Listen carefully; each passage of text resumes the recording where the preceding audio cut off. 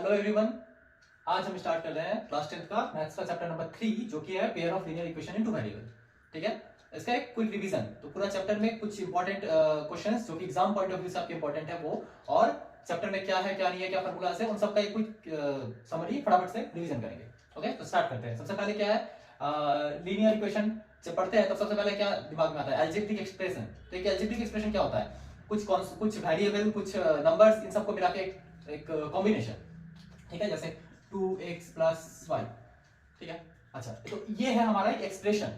ठीक है, ये इक्वेशन नहीं कहलाता है। ये इक्वेशन तब तक नहीं कहलाता है जब इसमें एलएचएस आरएचएस नहीं हो, मतलब दो कि ये किसी के इक्वल नहीं हो। मान लेते हैं इसमें हम थोड़ा सा इक्वल टू 0 लगा देते हैं। अगर हम इसमें इक्वल टू 0 लगा दें तो क्या हो जाएगा, अब ये बन गया एक इक्वेशन। ठीक है, किसका वैल्यू, इस पूरे एक्सप्रेशन का वैल्यू 0 के समान है, या तो 2 के समान है, या फिर हम ऐसा कर दे कि 2x = -y, 2x - y के समान है। तो दिस विल बी इक्वेशन। ठीक है, अब वेरिएबल्स, जो वेरिएबल की बात कर रहे हैं इसका मतलब क्या है, जिसका वैल्यू बदलता रहता है। जैसे कि हमारे यहाँ पे दो वेरिएबल है, x एंड y। ठीक है, तो ये हमारा दो वेरिएबल है। सिंगल वेरिएबल भी हो सकता है जिसमें सिर्फ x हो या जिसमें सिर्फ y हो।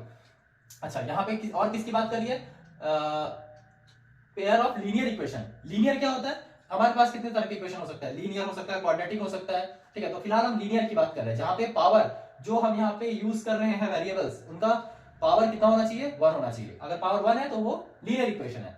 ठीक है, तो हम इस चीज को लेकर चैप्टर में डिस्कस करेंगे। अच्छा, तो ये हो गया हमारा इक्वेशन, ये इक्वेशंस है। अच्छा, अभी तक कोई फॉर्मूला आया नहीं है।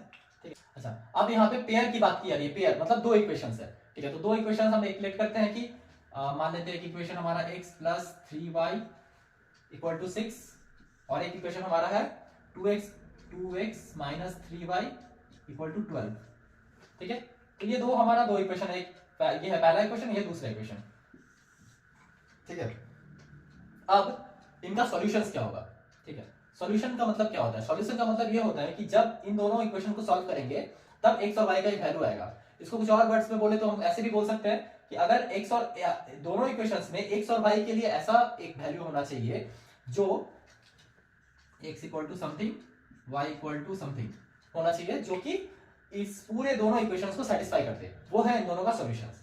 ठीक है, जैसे फॉर एग्जांपल अगर हम सिर्फ इसी को पहला इक्वेशन कंसीडर करें, दूसरा भी नहीं कंसीडर कर रहे, सिर्फ पहले को कंसीडर कर रहे हैं। अब अगर हम x और y का वैल्यू, यहाँ पे क्या है 6 है, तो y का वैल्यू हम अगर सोचे कि 1 है, x का वैल्यू है 2, तो क्या ये इक्वेशन सेटिस्फाई हो रहा है। 3 2 6, सॉरी 3 1 3, हम यहाँ पे x का वैल्यू कंसीडर किया 2, सॉरी 2 नहीं, x का वैल्यू कंसीडर कर रहे हैं 3 और y का वैल्यू कंसीडर कर रहे हैं 1। y का 1, x का 3, तो 3 + 3 कितना होता है 6। यानी ये चीज का x और y का वैल्यू 3 और 1 सेटिस्फाई कर रहा है इस इक्वेशन के लिए। लेकिन इस इक्वेशन के लिए क्या कर रहा है, अगर हम यहाँ पे x को क्या कंसीडर किए थे, x को कंसीडर किए थे हम 3 और y को कंसीडर किए थे 1।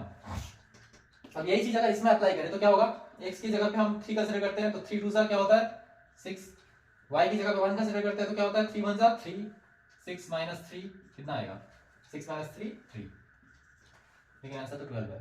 यानी ये जो वैल्यू है हम जो लेट किए थे x = y 3y = 1, ये सिर्फ इस इक्वेशन का सॉल्यूशन है, इसका नहीं है। ठीक है, तो अब इन दोनों का अगर पेयर, दोनों पेयर का हमको सॉल्यूशन चाहिए, इसका मतलब ऐसा एक वैल्यू चाहिए x और वैल्यू का जो कि दोनों के लिए सूटेबल हो। ठीक है, अब उसको निकालने के बहुत सारे प्रोसेस होते हैं, elimination process, substitution process, graphical representation, graphical process. ठीक है, अब उन चीजों को हम आगे समझते हैं। सबसे पहले हम समझते हैं इसका सब्स्टिट्यूशन प्रोसेस। तो सब्स्टिट्यूशन प्रोसेस, दो प्रोसेस जनरली आपके सिलेबस में, एक है सब्स्टिट्यूशन और एक है एलिमिनेशन।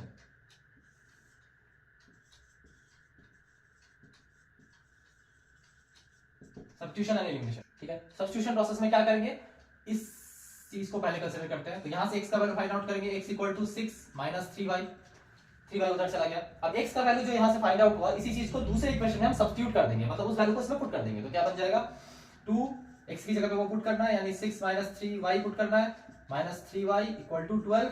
सॉल्व करेंगे तो 6 2 12 -3 2 6y -3y = 12। अब 6 और 3 क्या होता है 9, 12 - 9y = 12, तो -9y हो गया हमारा, 12 उधर जाएगा तो 0, यानी 9, सॉरी y = 0, तो y का वैल्यू क्या है 0। उसी तरह से x का वैल्यू फाइंड आउट करना हो तो y को फिर y इस x के टर्म में सब्स्टिट्यूट कर देंगे, तो यहाँ पे 0 यहाँ पे सब्स्टिट्यूट करेंगे तो क्या आएगा 6 माइनस 0 इज 0, तो x का वैल्यू क्या आ जाएगा हमारा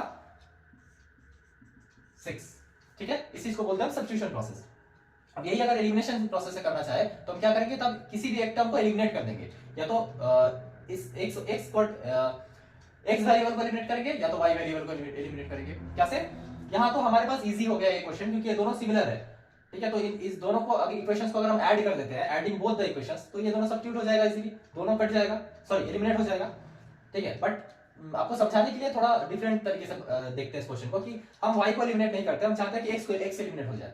तो क्या करेंगे, तो यहाँ पे x के सामने जो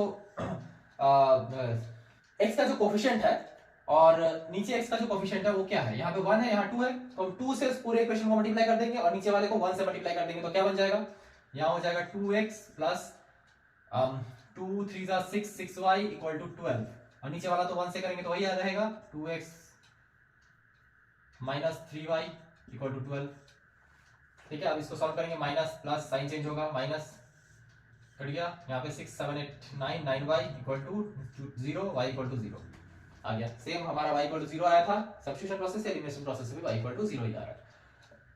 तो ये था एलिमिनेशन प्रोसेस। अब y इक्वल टू 0 को दोनों में से किसी भी एक इक्वेशन में पुट कर देंगे, हमारा x का वैल्यू आ जाएगा। ठीक है, तो ये था दो अलग तरह के प्रोसेस जिससे हम किसी भी इक्वेशन के सॉल्यूशंस निकाल सकते हैं। ठीक है, अब पढ़ते हैं, चलते हैं नेक्स्ट टॉपिक में, जो कि सॉल्यूशन कितने तरह के होते हैं।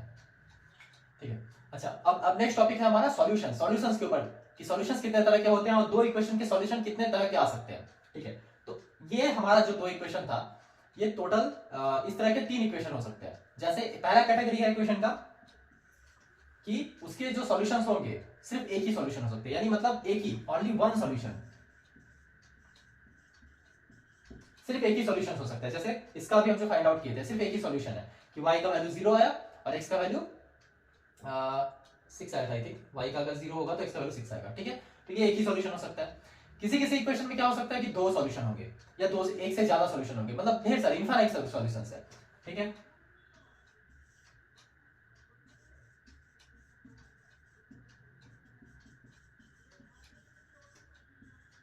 और किसी किसी इक्वेशंस में, पेयर ऑफ इक्वेशंस में ऐसा हो सकता है जहां पे कोई भी सॉल्यूशन नहीं आ रहा है, नो सॉल्यूशन। ठीक है, अब हमें इक्वेशंस को देख के अगर समझना हो कि वो किस इक्वेशन किस कैटेगरी में आ रहा है, वन सॉल्यूशन के, इनफाइनाइट सॉल्यूशन के, या नो सॉल्यूशन के। ठीक है, तो वो कैसे फाइंड आउट करेंगे, वो फाइंड आउट करने के लिए हमें कुछ रूल्स यूज करने हैं, फार्मूलास यूज करने हैं। अब ये फार्मूला आपको लर्न रखना पड़ेगा। तो क्या फार्मूला होता है उसका, वो देख लेते हैं जल्दी से। तो पहला फार्मूला होता है, मान लेते हैं कि हमारे पास दो इक्वेशन है। अच्छा, इक्वेशन का फॉर्मेट क्या होता है, इनका जनरल फॉर्मेट, इसको हम ऐसे लिख सकते हैं, a1x plus a2y equal to a3, b1x plus b2y equal to b3। ठीक है, ऐसे लिख सकते हैं, a1x plus a2y equal to a3, b1x plus b2y equal to b3। ठीक है, अब ये सब क्या, a b a1 a2 a3 b1 b2 b3, ये सब कोफिशिएंट्स है, नंबर्स है, कोफिशिएंट्स है वेरिएबल्स के। ठीक है, अच्छा अब इनके बीच का रिलेशन हम देख के समझ सकते हैं कि वो किस तरह का सॉल्यूशन की कैटेगरी में आ रहा है। तो पहला हो सकता है कि वो a1 by a1 by b1, a2 by b2। ठीक है, इन दोनों का अगर हम रेशियो निकालेंगे और इन दोनों का रेशियो निकालेंगे तो पहला है वो इक्वल नहीं होगा। अगर इक्वल नहीं होता है, ठीक है, तो वो किस कैटेगरी में आएगा, वन सॉल्यूशन की कैटेगरी में। ठीक है, दो इक्वेशंस है हमारे पास, जैसे इन दोनों को अगर चेक करते हैं तो इसका क्या है 1, इसमें क्या है 2, तो 1/2 आ गया यहाँ पे। अच्छा, यहाँ क्या है 3 प्लस 3, यहाँ क्या है -3, तो दोनों का रेशियो निकालेंगे क्या आएगा -1। अब ये दोनों सेम है, 1/2 -1 नहीं, यानी ये कौन सी कैटेगरी में आ रहा है, वन सॉल्यूशन, मतलब इसका सिर्फ एक ही सॉल्यूशन आएगा जो कि हम निकाले थे अभी। अच्छा, दूसरा कैटेगरी क्या है, दूसरा कैटेगरी है a1 by b1 equal to a2 by b2 होगा, but not equal to a3 by b3। ठीक है, a1 by b1 a2 by b2 होगा, लेकिन a3 बाई b3 नहीं होगा, तो यहाँ पे वो क्या होगा, नो सॉल्यूशन। ठीक है, ठीक है, ये थोड़ा सा चेंज हो गया, इसको नंबरिंग चेंज कर देते हैं। ठीक है, और थर्ड कैटेगरी हमारा क्या है, ये तीनों आपस में इक्वल हो जाएगा, a1 by b1 equal to a2 by B2 equal to A3 by B3। तो जब तीनों इक्वल हो जाएगा तो क्या हो जाएगा, इनफाइनाइट सॉल्यूशन। इसके इनफाइनाइट सॉल्यूशन है, मतलब कुछ भी सॉल्यूशन हो सकता है वहां पे x और y का वैल्यूज बहुत सारे आ सकते हैं, ठीक है। अच्छा, ये तीनों आपको याद रखना है पता करने के लिए कि सॉल्यूशन किस तरह का आएगा या फिर कैसा सॉल्यूशन है, उसको कैटेगरी फाइंड आउट करने के लिए। एक होगा नो सॉल्यूशन होगा, इनफाइनाइट सॉल्यूशन होगा, ठीक है। अच्छा, अब नेक्स्ट चलते हैं हम इसके ग्राफिकल रिप्रेजेंटेशन की तरफ, ठीक है। तो ग्राफिकल रिप्रेजेंटेशन में इसी वन सॉल्यूशन, नो सॉल्यूशन और इनफाइनाइट सॉल्यूशन को किस तरह से ऑब्जर्व करते हैं वो देखते हैं। हम चलते हैं नेक्स्ट टॉपिक ग्राफ की तरफ। ग्राफिकल रिप्रेजेंटेशन क्या होता है, तो इन तीनों सॉल्यूशन का ग्राफिकल रिप्रेजेंटेशन कैसा होगा। अच्छा, उसके पहले आपको समझना पड़ेगा कि एक लाइन, एक इक्वेशन को हम ग्राफ में कैसे रिप्रेजेंट करते हैं, उसका रूल क्या है।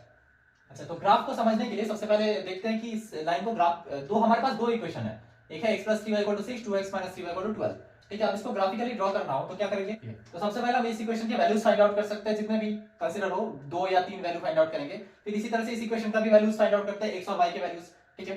तो स्टार्ट करते हैं, सबसे पहले पहला x और y का वैल्यू फाइंड आउट करते हैं पहले इक्वेशन के लिए, फिर दूसरे इक्वेशन के लिए, ठीक है। अच्छा, तो फर्स्ट इक्वेशन में इजीली दो ही वैल्यू फाइंड आउट करते हैं पहले, ठीक है। तो मान लेते हैं कि इसमें अगर x का वैल्यू 0 होता है इस इक्वेशन में, तो x का वैल्यू अगर 0 होता है तो y कितना होगा, x हो गया 0, तो y का वैल्यू बन जाएगा 6/3 यानी 2, तो y बन जाएगा 2।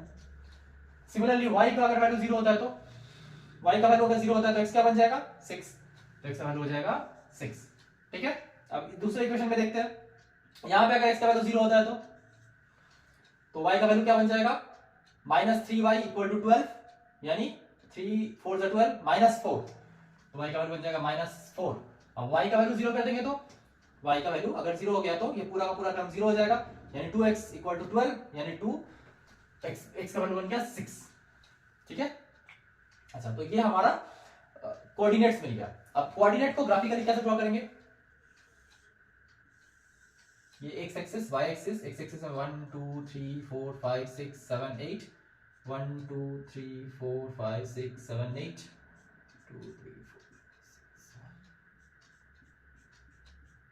ये हो गया हमारा ग्राफ, ये x एक्सिस, ये y एक्सिस। अच्छा, अब फटाफट से देखते हैं कि कोऑर्डिनेट क्या है। फर्स्ट इक्वेशन के कोऑर्डिनेट्स क्या क्या है, 0 और 2, तो 0 और 2 कौन से, अच्छा x 0 है, x 0 है मतलब वो कहां लाई करेगा, y कोऑर्डिनेट पे, y कोऑर्डिनेट पे, कहां पे 2 पे, तो 0 और 2 पॉइंट कौन सा है, ये वाला है, ठीक है। 6 0 y 0 है मतलब कौन से कोऑर्डिनेट पे लाई करेगा, x कोऑर्डिनेट पे, कहां पे 6 पे, 1 2 3 4 5 6 यानी यहां पे, ठीक है। लाइन कुछ हमारा इस तरह से जाएगा। ये कौन सा लाइन का इक्वेशन है, फर्स्ट लाइन का।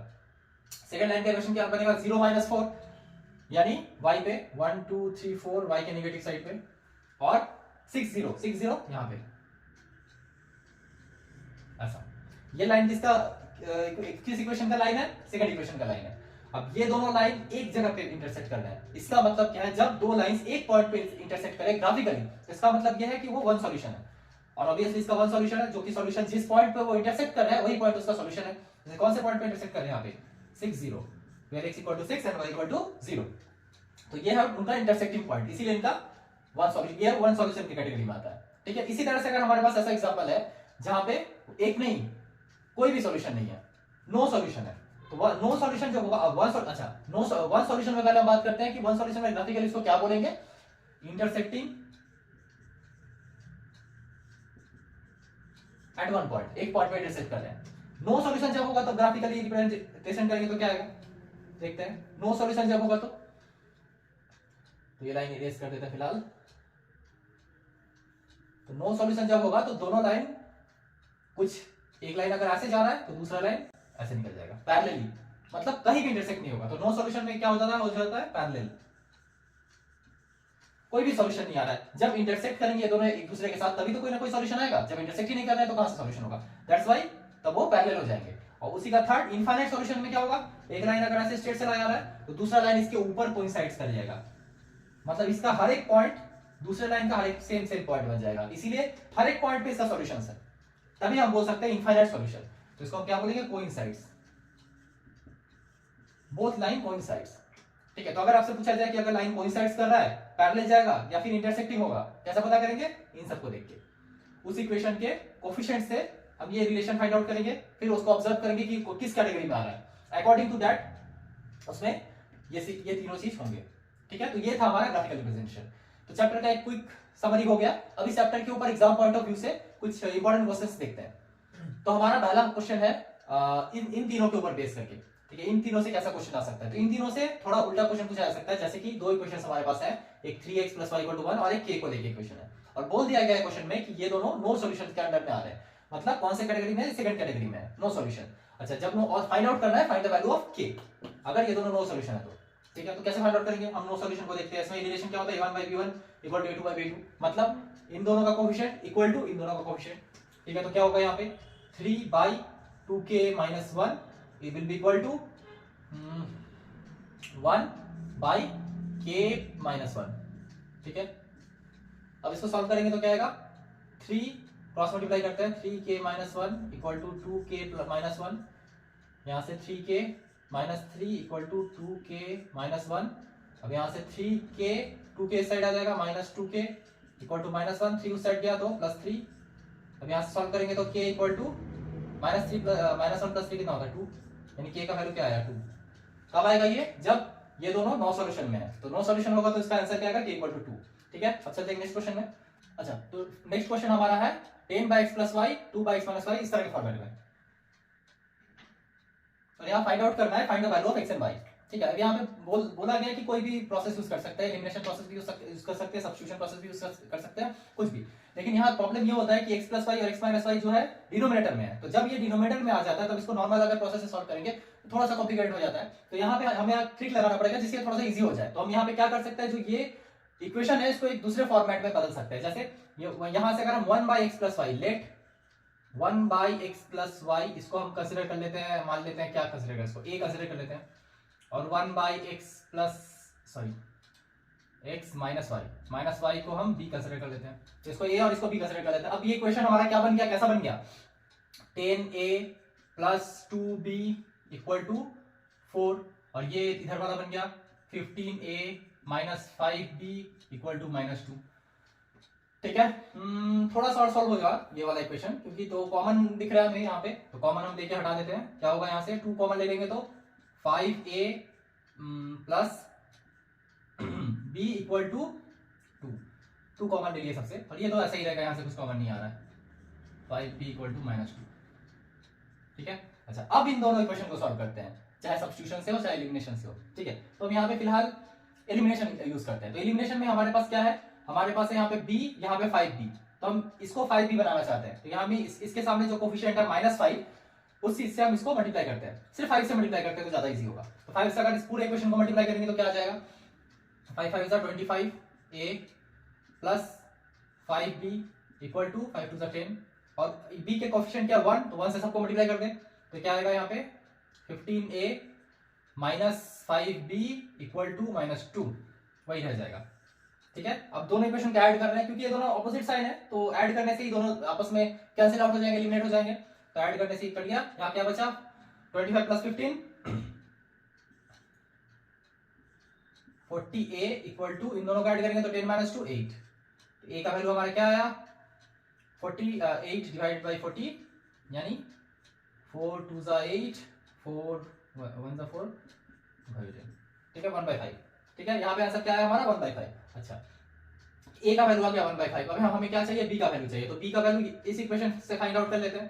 तो यहाँ पे इक्वेशन क्या है, b = क्या आ जाएगा 2 - 5 है, तो b = 2 - 5a, a का वैल्यू आया था 1/5, 1/5, 5 5 कैंसिल आउट हो गया, तो b = आंसर 2 माइनस यहाँ क्या बचा 1, तो 2 - 1 क्या होता है 1, तो b का वैल्यू क्या आ गया 1, b का 1, और हमारा a का आया था 1/5, ठीक है। अब हमें a और b तो नहीं चाहिए, हमें क्या चाहिए था x और y का वैल्यू, तो हम इसी चीज को जो लेट किए थे उसमें फिर पुट करते हैं। तो यहाँ पे क्या लेट किए थे, यहाँ लेट किए थे 1/x + y = a। अच्छा, a क्या है 1/5 है, तो यहाँ पे 1/5 लिख देते हैं। अच्छा, और क्या था 1/x - y b का वैल्यू 1 है, तो 1/x - y = b, यानी 1, तो 1 पुट कर देते हैं, ओके।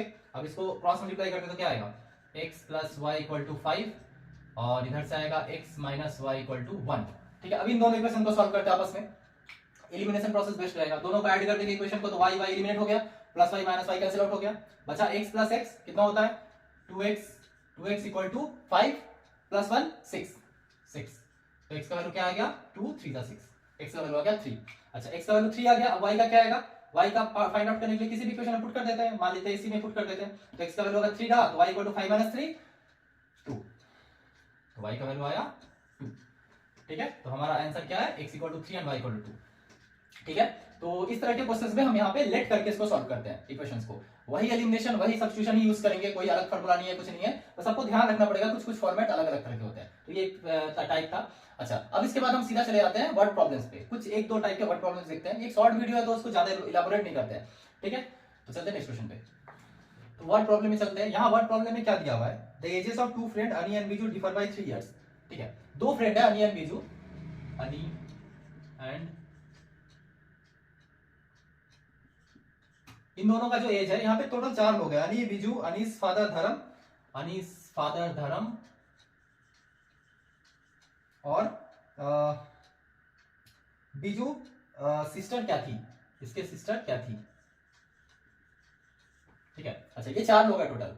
तो इन सबके बीच में कुछ रिलेशन दिया हुआ है क्वेश्चन में और फाइंड करने बोला है, फाइंड द एजेस ऑफ अनी एंड बीजू। तो अनी और बीजू का एज फाइंड आउट करना है। तो जनरली वर्ड प्रॉब्लम्स में जब हम जो कुछ समझ ना आए कि हम क्या लेट कर सकते हैं, यहाँ पे कैसे लेट करें, क्योंकि 2 वेरिएबल हमें 2 वेरिएबल्स में 2 वेरिएबल में लेट करना है, कंफ्यूजन हो रहा है कि हमें क्या लेट करना चाहिए क्या नहीं लेट करना चाहिए। तो इन दैट केस हमेशा देखना चाहिए कि क्या फाइंड आउट करने बोला है। तो जो फाइंड आउट करने बोला है हम सीधा सीधा उसी को लेट कर लेते हैं कि उन्हीं में से एक का वैल्यू x है और एक का वैल्यू y है। तो यहाँ पे अनी और बीजू का फाइंड आउट करना है, तो अनी के एज को हम x पकड़ लेते हैं और बीजू के एज को y पकड़ लेते हैं। ठीक है, लेट दोनों का एज फाइंड आउट हो गया। अब सबसे पहले दिया हुआ है कि दोनों का एज आपस में डिफर कर रहा है कितना, 3 इयर्स से। तो दोनों का एज डिफर कर रहा है मतलब x minus y equal to 3 years. सबसे पहले ये कंसीडर कर लेता है, हमारा एक इक्वेशन रेडी हो गया। ठीक है, अब चलते हैं और क्या क्या दिया हुआ है क्वेश्चन पे। तो Ani's father Dharam is twice as old as Ani. तो अनीस फादर धर्म जो है अनी के एज के ट्वाइस है। तो धर्म का एज कितना होना चाहिए, अनी का ट्वाइस है तो अनी का x है, तो धर्म का कितना होगा 2x है। ओके, अच्छा Biju is twice as old as sister Cathy. ये जो बीजू है कैथी का डबल है, तो कैथी का जितना एज होगा उसका डबल बीजू है, यानी कैथी उसके भाई की एज की हाफ होगी। उसका उल्टा रिलेशन कैथी का फाइंड आउट करना चाह रहे हैं ना, तो बीजू कैथी का डबल है, तो कैथी कितनी होनी चाहिए y/2 है ना। y/2 लिखेंगे तो इसका डबल करेंगे तो कितना आएगा y। तो धर्म और कैथी का भी एज निकल गया। अब इन दोनों में आपस में क्या रिलेशन दिया, the age of Kathy and Dharam differ by 30 years. इन दोनों का एज जो है 30 इयर्स से डिफर्ड है। तो यहाँ पे हम लिख सकते हैं 2x minus y by 2 equal to 30। दोनों में 30 साल का अंतर है। तो ये बन गया हमारा सेकंड इक्वेशन। ये था फर्स्ट इक्वेशन, ये था सेकंड इक्वेशन। ओके, अब क्या फाइंड आउट करना है, x और y का वैल्यू। अब इजी हो गया, दोनों को फाइंड आउट करते हैं। तो बेस्ट होता है एलिमिनेशन प्रोसेस यूज करना। यहाँ 2 है, x को अगर 2 बनाना चाहे तो 2 से मल्टीप्लाई कर देंगे इसको, तो क्या बन जाएगा वो 2x minus 2y equal to 3 to 6। ये तो 1 से मल्टीप्लाई करेंगे तो 2x minus y by 2 equal to 30। ठीक है, साइन चेंज करते हैं, माइनस प्लस माइनस, तो यहाँ कैंसिल आउट हो गया। यहाँ क्या बचा y by 2 minus 2y equal to 6 minus 30। ठीक है, अच्छा इसको सॉल्व करेंगे तो क्या आएगा 2 LCM y minus 2 to 4 4y equal to 6 minus 30 कितना होता है 24। अब यहाँ पे 2 इधर चला आएगा तो कितना होगा y minus 4y, sorry minus भी होगा यहाँ पे, यहाँ होगा माइनस 3y इक्वल टू 2 4 जा 8 2 2 जा 4 48 माइनस 48। तो माइनस माइनस कैंसिल आउट हो गया, y इक्वल टू 16। तो y का वैल्यू, अनी का वैल्यू एज कितना है 16। अब अनी का एज अगर 16 आता है, सॉरी बीजू का एज आया 16, अब बीजू का एज अगर 16 आता है y का वैल्यू, तो अनी का कितना होना चाहिए 16। ये 16 होगा, 16 इधर चला जाएगा, वैल्यू पुट करते हैं x minus y equal to 3, तो x equal to 3 plus y. अब 3 प्लस 16 कितना होगा 19, यानी बीजू का अनी का एज कितना है 19 ईयर्स। ये दोनों 19 और 16 ईयर्स के हैं। ठीक है, तो ऐसे हम उसको फाइंड आउट कर सकते हैं। तो जनरली जो भी इसमें वर्ड प्रॉब्लम्स है उन सबको करने का बेस्ट प्रोसेस यही है कि आप देखिए कि क्वेश्चन में क्या निकालने के लिए बोला गया है, क्या फाइंड आउट करना है। ठीक है, कुछ भी समझ में नहीं आ रहा है तो बस आंसर देख लेते क्या फाइंड आउट करना है। ये जो फाइंड आउट करना है तो सबसे पहले हम उसको एक्स वाई पकड़ लेंगे, कंसीडर कर लेंगे। ठीक है, वो हो गया। जब वो हो गया उसके बाद पढ़ेंगे कि क्या क्या रिलेशन दिया हुआ है। ऑब्वियसली ये 2 लीनियर इक्वेशन 2 वेरिएबल है तो 2 रिलेशन तो मिलना ही चाहिए। अब 2 रिलेशन होंगे तभी दोनों को आपस में सॉल्व कर सकते हैं। तो हमें 2 रिलेशन फाइंड आउट करने हैं। तो जैसे 2 रिलेशन फाइंड आउट हो गया उसके बाद आपका क्वेश्चन इजी है।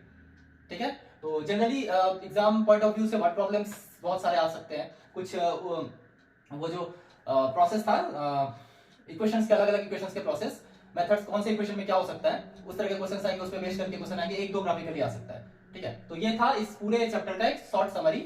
अब कोई अगर आपको डाउट हो कुछ हो आप कमेंट सेक्शन में पूछ सकते हैं। मिलते हैं आपसे नेक्स्ट चैप्टर में, इसके 4th चैप्टर में। तब तक के लिए best of luck for your preparation and thank you for watching.